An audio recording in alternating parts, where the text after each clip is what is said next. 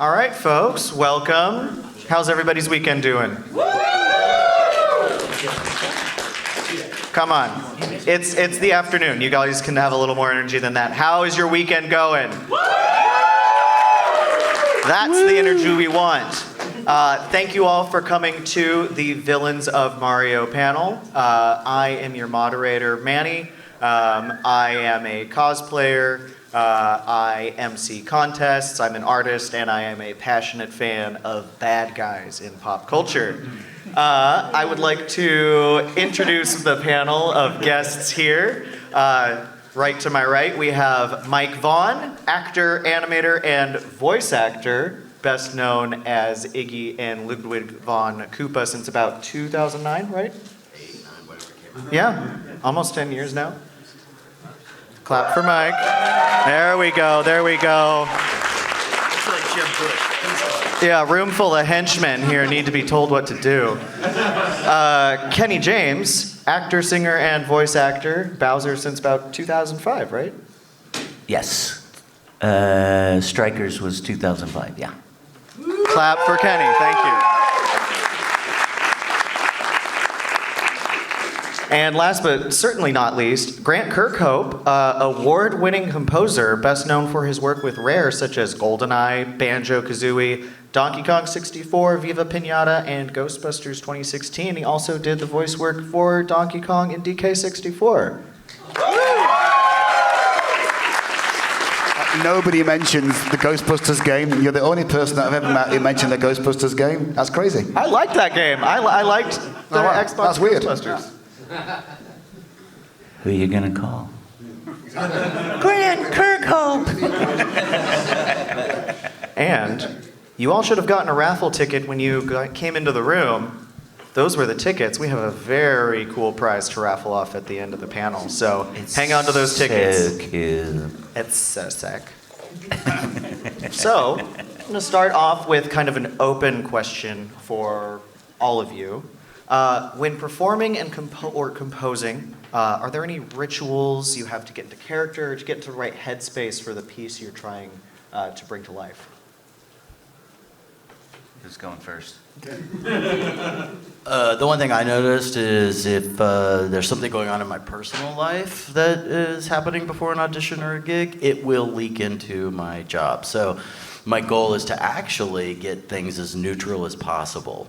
So it's frequently like conversations in the morning, like, not now, honey, I've got a gig. You know, no, we'll talk about that later. No, the kids can wait. You're just blocking, you know, you're playing a game of tennis, you're blocking everything you can just to stay neutral.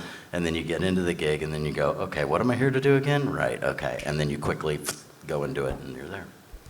I don't do anything. First of all, most of my acting work now, voice acting work, is anime, and I never know what I'm going to be doing. So my warm-up process is to yell at traffic as I'm driving to the studio. Because I live in the Dallas area, and it's nuts. No, thank you. So I'll either do that, or I'll put on something like 16 tons. Yes. So that I can get down in a lower register. So I'm all like, some people say man is made out of mud, you know. And I go with that, and that loosens me up a little bit. So singing or yelling at traffic. I'm like a mad person. So. I feel like for me, I just have the same routine. I've done the same routine for absolutely, 30 years. So as I was a staff composer at Rare, from 95 till 2008, something like that. It was a 9 till 5 job, so you turn up at 9, start at 9, finish at 5, right? So that's what I do to this day. I feel like it's a great mantra to get into, because sometimes composers like to kind of sit in a darkened room and wait for the hand of the Lord to hand them a song, like I don't do that. I'm really workmanlike, so I kind of just, 8:45 or something like that, I'll start, and I'll go till maybe 2 o'clock in the afternoon, and I'll get bored, and then do something else, and then if I'm busy, do something at night. So I feel like having that regular thing, it gets your brain used to knowing it has to create something in that space of time. So I feel like it's a really good way to get into. I don't really get writer's block. I might not write anything that's any good, but I'll write something every day at the same time, like 7 days a week, really. So that's what I do. That's my complete routine, day in, day out. Hooray! Yeah, very cool. Awesome. So obviously, music and voice do a lot of the heavy lifting to bring characters to life. What are some of the techniques you guys use to flesh out these charismatic, villainous characters? I mean, for Bowser, it's easy because he's always mean. So I go into the studio and I know exactly what I need to do. And I use my hands a lot, though. If you've seen me at my table, it's like I'll go, and I can't even help it. I just have to. I have to do it. I don't know why, but I don't know. I'm probably the simplest voice actor on the face of the planet. I don't really have much process. So I think I'm gonna sound like the pompous jerk here, but like I'm gonna be that actor guy. It's like okay. Are you gonna be arty farty? Are you gonna be arty farty? Arty farty. Oh, Yeah, arty farty. So an actor's process starts with basically, I don't think of them as villains. That's step number one. Because you ever talk to somebody who's evil, they don't think they're evil, so they're not. So judgments are removed, and then you look at the content and go, okay, what do they really want? What's really going on? And then you make those choices. You make all the actors' choices. Who am I? Where am I? What do I want? And you make all those choices. And with villains, what comes out to be villainous is you are determined you are absolutely the one person in the room who's right, and everybody else is an idiot for not following your lead. That's usually where my villains end up. Sometimes they're menacing, like in Scream, and my job at that point is to play with you. I'm not being mean, I'm toying with you to get what I want. So that's kind of my actory process is you make the standard actor choices and don't make the cliched ones, make good ones. I have to say, Bowser isn't mean all the time, because in the Mario Rabbids games that I did, in the second one, Sparks of Hope, he joins the gang. So he joins in with Mario and Luigi and Princess Peach, and they're all friends together, fighting against somebody else. In actual fact, I don't want to spoil it to you, but Rosalina is the baddie in Sparks of Hope. An exception. Yeah, so I'm afraid you're not telling the truth, Kenny. I'm afraid.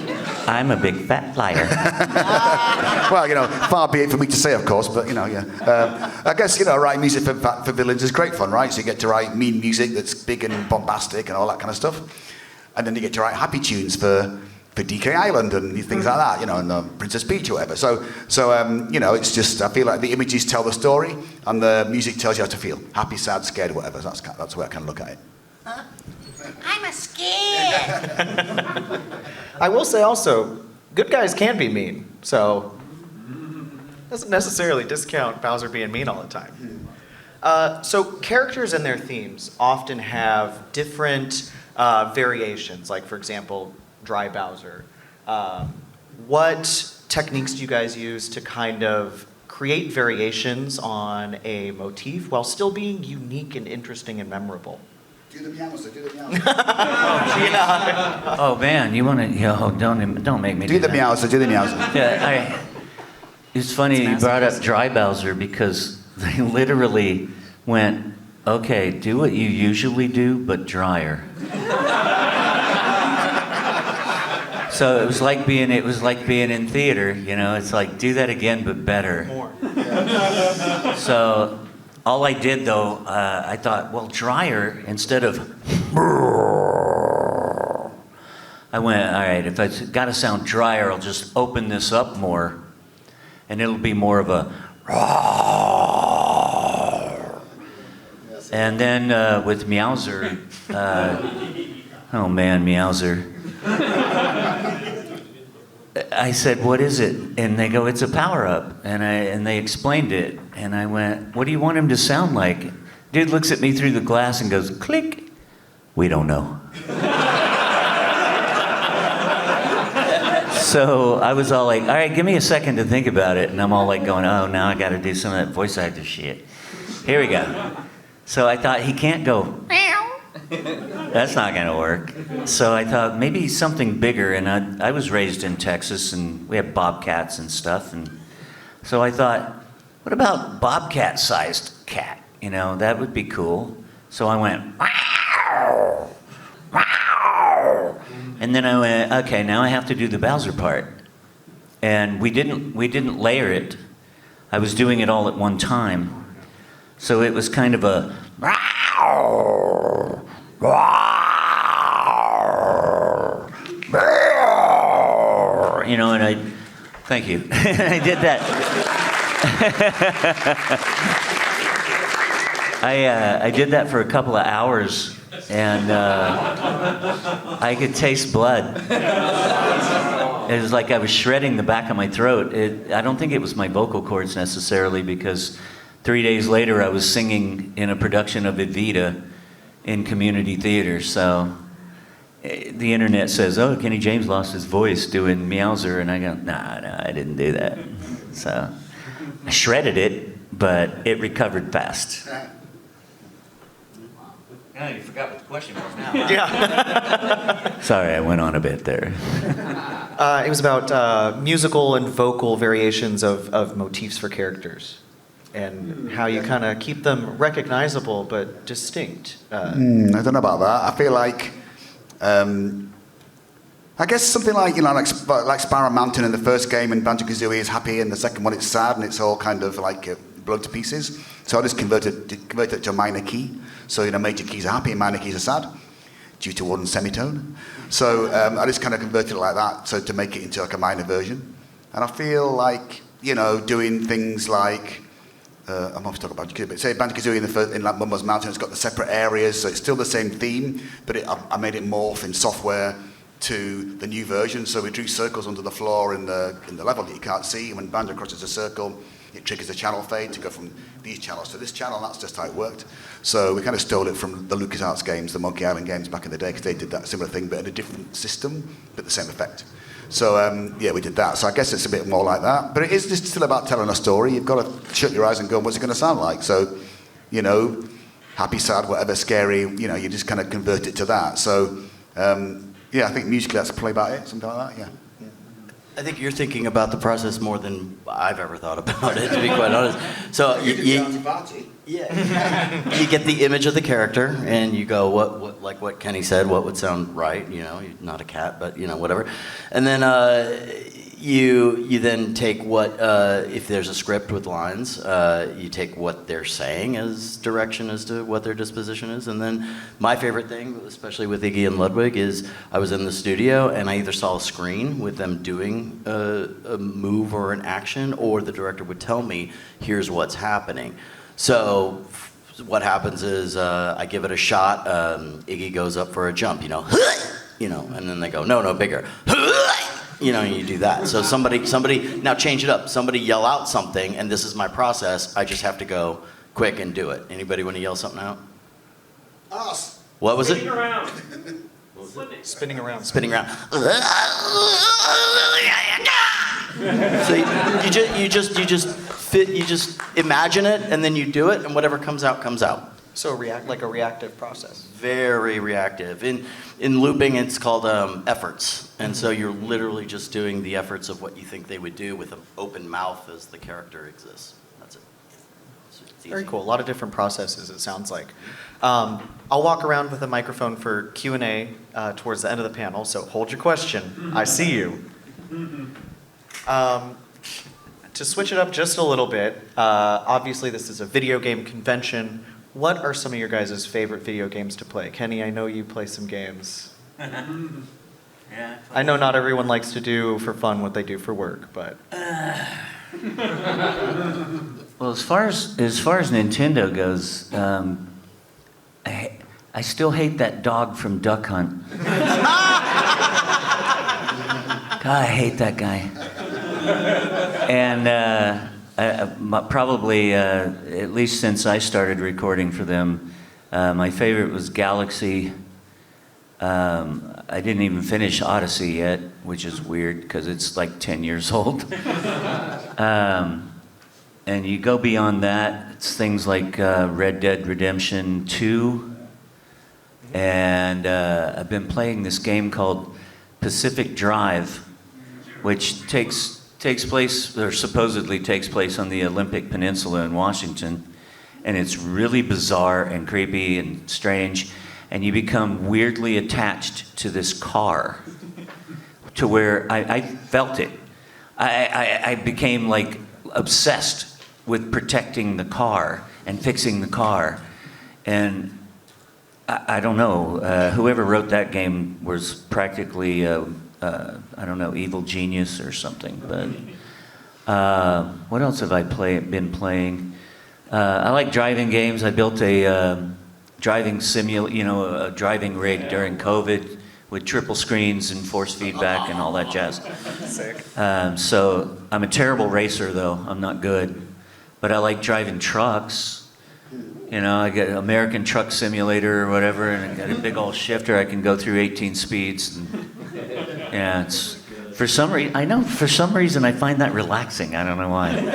I put on some tunes, and I'm hauling a trailer from one place to another. They It's pay great. people to do that, like for real. I know, but I'm getting paid to sit there and play it in a game.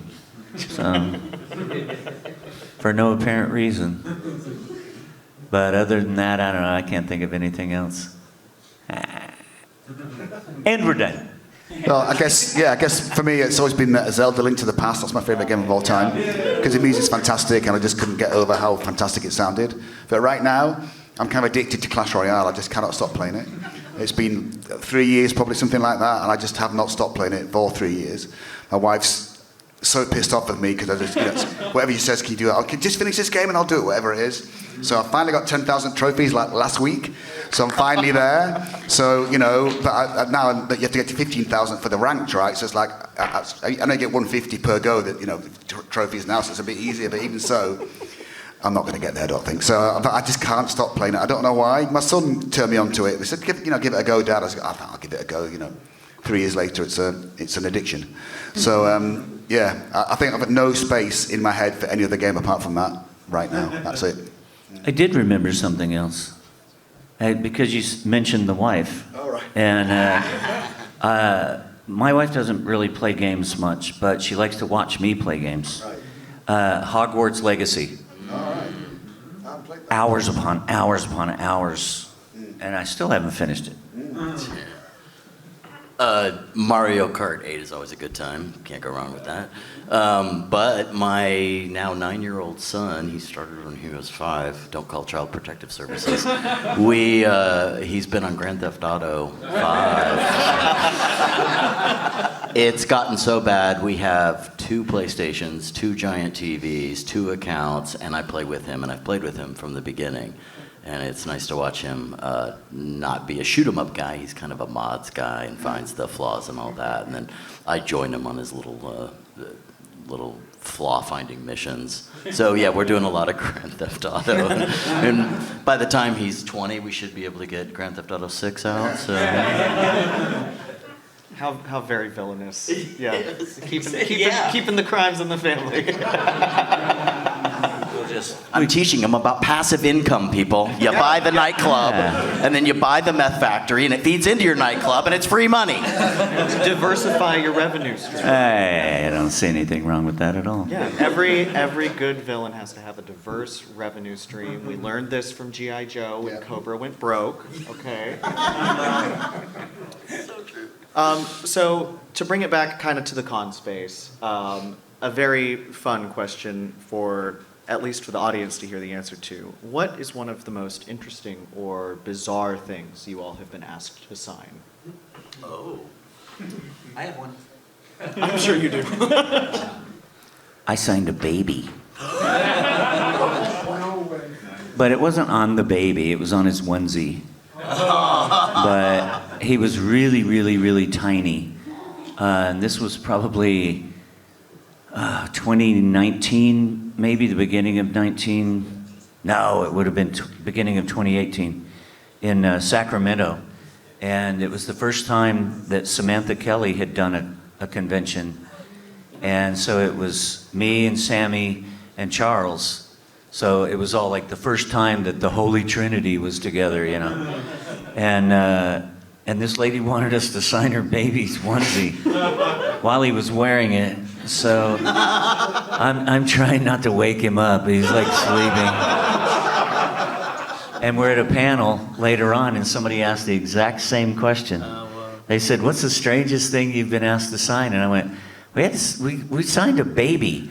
And this woman was in the back with her kid, and she stood up and was like, "That was me." And then I saw her again in Reno.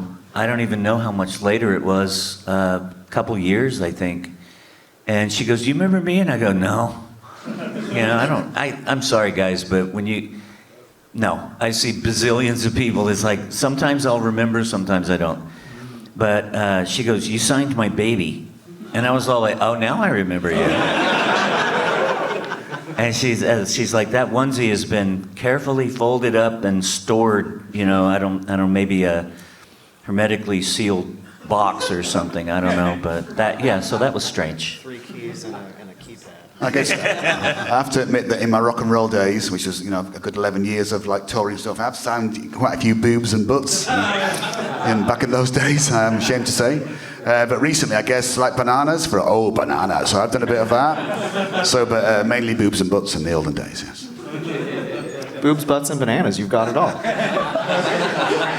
This is only my 4th convention ever, so I've got really not that many interesting things. At this one, I signed a controller and a copy of the rare game Web of Shadows. Like, that's really that's cool to me.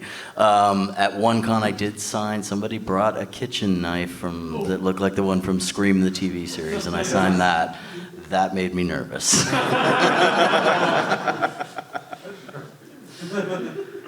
Very cool. Well, is there anything else you guys would like to touch on? We've had some pretty cool stories come up. Open it up. Let's give them what they want. Give them what they want. All right. Who's ready to ask some I want to questions? do what I want. Sorry, that All was right. I muffin. see some hands coming up. Let me grab the wireless. Muffin cupcake healer. Unless you guys have something. Just tired. Yeah. Old and tired. In that order. I have to see hands. It's not on. It's not on. Focus. Sound. Focus. Should be off mute. Should be. Test. There we go. That one? Yep. All right. We'll have to see hands to bring you the mic. We can just do it nice and loud. That's fine. I can project. I don't know about the rest of you guys. As to your earlier comment, Grant, you signed a bunch of 007s. Oh, for the boobs. Many different sizes. Yeah. So, question for Mike and question for Grant.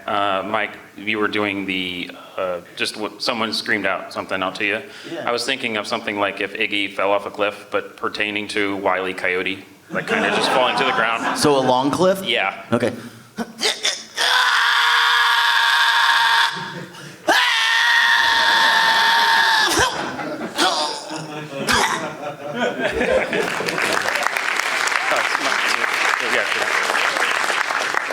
And Grant, for 2019's Banjo-Kazooie that was added to Smash Ultimate, how was your reaction when you got to be chosen to do the music for the remake for Spiral Well, I Mountain? cried like everybody else, right? For starters, Right, like, yeah. you know, they contacted me like Jack. It was funny because it came through. I'd just done the last Mario Rabbids Sparks of Hope game, and the creative director's called Davide Soliani, and he said, "Oh, Nintendo tried to get hold of you." I said, "Well, why did this get hold?" He said, "Well, he wanted to know if it was okay." I said, "Well, are you kidding, right?" So they sent me an email saying, "We'd like your assistance on a project." They're very like that.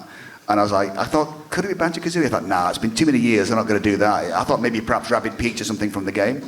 And then I finally did the NDA and the back and forth and all that stuff. And they said, yeah, we're going to put Banjo into Smash. And I was like, Jesus Christ, like, people are going to shit themselves, you know. So it took about, I think it was like, I feel like I did work on it a little bit. They said, just pick any tune you like from the Banjo thing and just do it. And I just kind of thought, I'll just pick Spiral Mountain because, I don't know, I thought I'd pick that.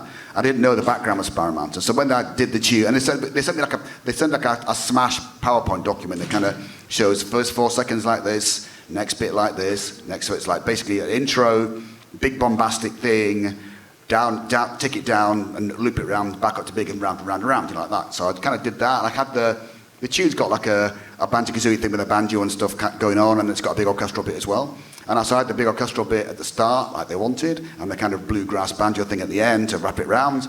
Sent it to Mr. Sakurai, and he said, oh yeah, we like it, but can you change it round? So they basically just changed it completely. So start with the banjo thing, and then go as crazy as you want at the end. So I was like, oh great. So I kind of did all that, and put lots of little banjo references in the music from the other tunes that kind of pop up here and there.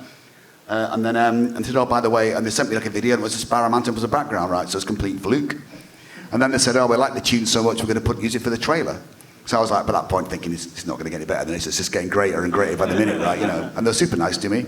And but I said, I'm going to do a little video on Twitter just to say, so well, can we see the video? We need to what you're going to say, all that kind of thing. So I had to kind of send it to them, approve the text, and they said, oh, by the way, you can't say anything about it until it's live on the Smash website.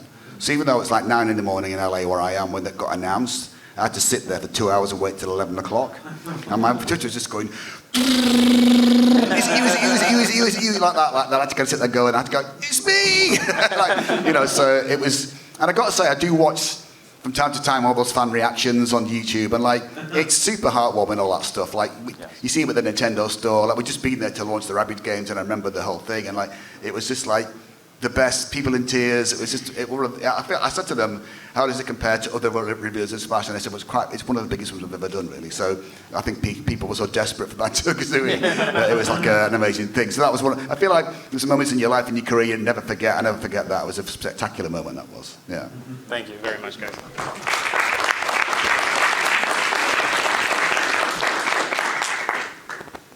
All right, let's come over here.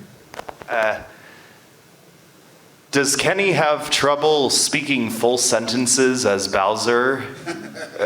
Only the apple. I've never had to. I suppose I could. It would sound a little more like my Bowser, but I haven't had to do it. So.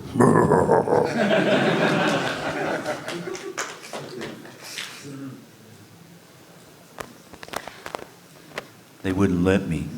What's your favorite level from any of the Mario games? What was the question? What is your favorite level from any of the Mario games? Oh, good lord. Wow. I'll say Diadox, I think. I like that one. Yeah, that was cool. Yeah. The entire galaxy, the entire game, because there was so much Bowser in it that when I played it, I was blown away because I was like, wow. I sound really cool. I'll take first place in a Mario Kart race any day.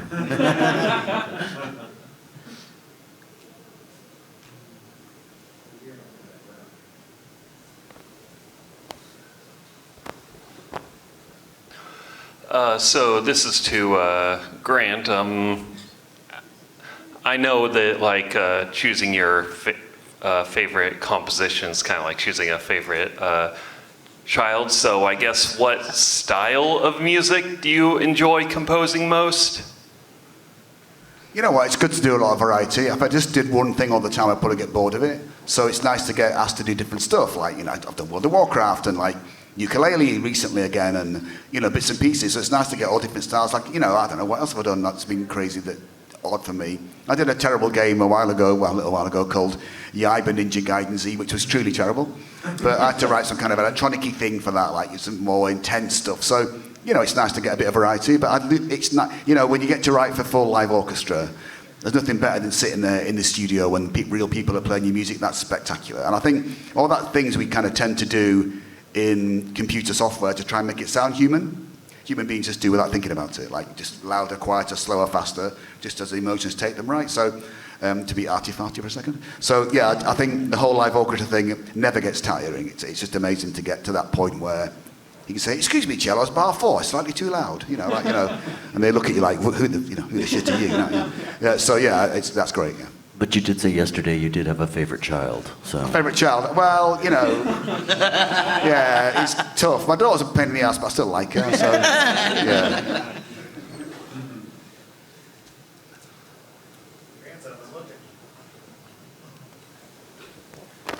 This is for Grant. What are your thoughts on some of the other composers' interpretations of your music in Smash Brothers? So again, other people. In Smash Brothers, other composers made. Can you hear me now? Yeah, oh no, I get it. No, so, you know, when they asked me to do the Smash Brothers thing, I was really flattered because I think I was the first Western composer to ever work on a Smash game, which was crazy. You know, and I also felt like all the other Smash composers, the Japanese guys, are so good, they didn't need to do anything, really. I was really flattered that they bothered to ask me. Now, they're a bit tight in the money, mind you, but I mean, apart from that, it was all right. You know, I kind of complained a bit about the money, but, you know, they kind of upped it slightly, so I kind of got a bit more out of them. But that's Nintendo for you, just in case you didn't know, they're very tight. Yeah. As we can all testify to, I'm sure. I plead the fifth. All right, next questions? Let's see those hands. What's your favorite project you've worked on? Are we limited by what we can and can't say? I mean, your NDA, I suppose. What was the question? What favorite project we worked on? Okay. Hands down, video game, Spider-Man Web of Shadows. When I was Spider-Man, that was 20 amazing, fun, long sessions. My least favorite, I'm going to tell you anyway, was Final Fantasy Type 0 because you do a line and then you stand there for 7 to 10 minutes waiting for an answer. My back still hurts from that one. But my favorite gig of all time was Scream, the TV series, where I got to terrorize teenagers and just call up and go, "Hello, Bex, how's it going?" Like that's it. That's all I want to do for the rest of my life. I still like the way the performance turned out for Meowser in 3D World. So that is a love-hate relationship. But and then as far as anime is concerned, episode 80 of Attack on Titan, I was King Fritz, and that was absolutely like phenomenal for me. So I haven't done much else other than that. Yeah, I don't know They about. said I was Dr. Miyagi, though. Yeah, I don't know about favourite projects. I think, you know, I've been lucky to work on such tons of great stuff, right? So it's hard to pick any one that would be, you know, the one that I think is great. I mean, you know, I think different day, different thing, right? So one day maybe GoldenEye, one day maybe World of Warcraft, maybe, I don't know, I did a bit of Minecraft too, I don't know. So I feel like it's difficult to choose. The only thing I did, as I say, the Ninja Gaiden thing was completely shit, so I mean, I didn't like that. So I guess that apart from that, everything's been pretty great. Yeah, but how do you really feel about that game? Well, you know, shitter than shit. Glad I didn't mention it. Hello. I wanted to ask, what is your craziest restriction for a project you've encountered? Say that again. Clarify, please. What? Craziest? NDA or like a restriction for one of your projects? Do you mean like a creative restriction, like work within these bounds? Yeah. Sorry. Like, no, like if it's said to you, you can only do this. Like it said to me, you can only use banjo and maracas.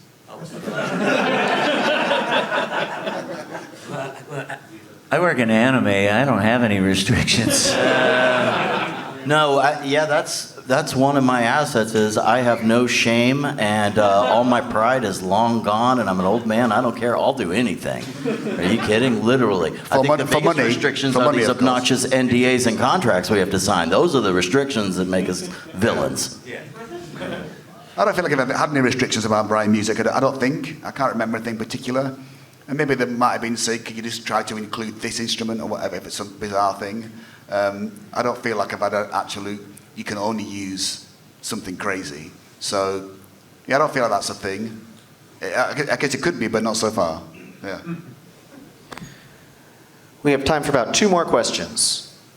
But you can always come by the booth and just ask. Hyper-specific question for Grant. Right. At what point in the Click Clockwood Spring theme was the squawk incorporated, like creativity-wise? What point was it incorporated? Like, do you mean? Yeah, like at what point in the creative process was that incorporated? Like, Oh yeah, so all along it was like Tim Stamper, the guy that Chris Stamper who ran Rare. They're very keen on getting any kind of noises in there from animals, and so it just kind of came along from that, and having the bird sing the tune. So I just sample the bird and then just put it on the keyboard. You can put it on the keyboard and give it notes, right? So I just did that. So yeah, I guess you just, I think in those days, I was trying to write quirky, comical music. So anything I thought that might put a smile on someone's face ended up in a tune, whatever that was. So I think it was just one of those things. I mean, later on, you start to think you're a great orchestral composer, right? So it's like, I need to write proper orchestral music. And I'm back now to, I want to write quirky, funny things again, because I've done tons of that now, and I want to get back to writing quirky shit stuff that everyone thinks is funny. So I'm back there now. So. Yeah. Very cool. Yeah. Fun question. Yeah, so I have a question for how do you take care of yourself? So like for the voice actors, how to take care of your voice, how to take care of your instrument, or how do you take care of yourself, I guess, mentally as well, if that I think is we're going to applicable. have the same answer, but I don't. And to get where I need to get, cigars and scotch. Yep. I often refer to myself as my voice's worst enemy. I don't like warming up. Like I said, I yell at traffic, or maybe I'll sing something, but I usually go in cold and just let whatever happens, which has kind of bitten me in the butt before. I did 2 episodes of Spy Family where I was this announcer behind a tennis match that was going on, and I started a little too high pitched, and my voice kept cracking, and I was like, maybe if I had thought about it beforehand, but I had no idea what I was going to be doing. And because I heard the Japanese actor was so hyper and pretty high pitched that I was like, all right, I need to try to get pretty close to that. And I started way up here, and I was all like, oh, I cannot maintain this. And the director's all like, we've all been there, we'll get you through it. Yeah, it took a while. They beat me over the head, and then they called me in for another episode later on, and I was like, it's not that announcer guy again, is it? And he goes, yeah, but it's a lot fewer cues. So I was like, oh God, I don't know if I can do this. But yeah, I'm terrible. You played yourself. Yeah, I kind of do feel like, sometimes in games it can get a bit crazy towards the end. I'm not really any crazy. I speak faster, work faster, right? So I generally get things done. But I felt like on the end of the last My Rabbids Sparks of Hope, I had an awful lot of cinematics to do at once. So it just kept coming and coming and coming and coming, and it just didn't really end. So I felt like you can get a bit brain fried, especially when you try to think up music and stuff to. It's pretty. I mean, my wife always says, "Why are you so tired? All you've done is sit there on your ass writing music. Like, it can't be that hard, right?" So I'm like, "Well, you got to think about it, Suzanne. So yeah, it can get a bit like that towards the end. So I've had a bit of that, but not horrendous. So I'm taking care of myself. I don't know. I mean, walk around the block a couple of times, perhaps. That's about it. But yeah. So maybe a bit. It gets a bit mentally taxing after a while. But it's just the way it is.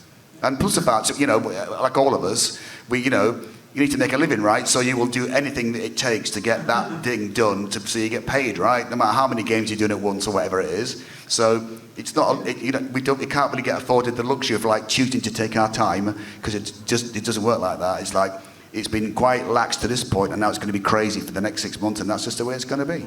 And you either, do it or do. That's it.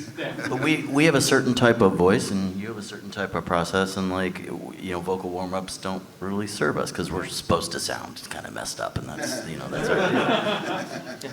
It's really bizarre that we sound similar right now, and I know. And I can do that. Yeah. It's probably because I've been Bowsering, for 3 days. It probably is because you've my been doing voice Bowser isn't usually this gravelly, but after I've been doing Bowser for 3 days, it gets kind of like, hey, how's it going? I go home and my wife's like, whoa. I'm all like, I think we auditioned for the same stuff, and I'm jealous you got Attack on Titan. I've auditioned for that fucking thing at least like 50 times and 0. Mike just called me in, so I was lucky. I did 2 episodes. One of them was additional voices, and then the other one was Fritz. So Still jealous.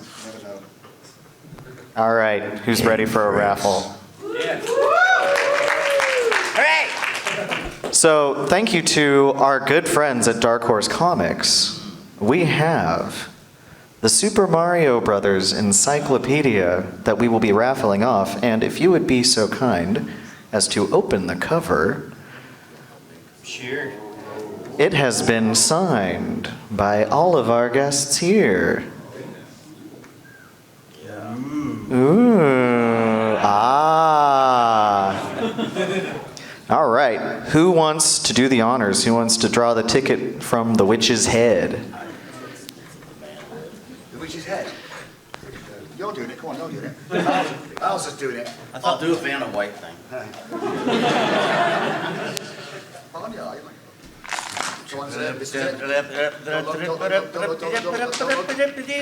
There you go, a couple of you have the idea. I swear, these henchmen. So weird, it's me. There we go, all right. 2, 7, 8.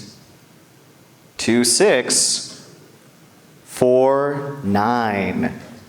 Winner! Come on up. Use the stairs. Sorry, everybody Oh, else. come on up. Use the stairs. Let's get a photo of the winner. Let's stand back here. Down here.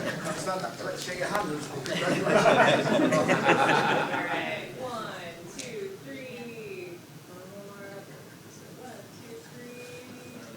Excellent.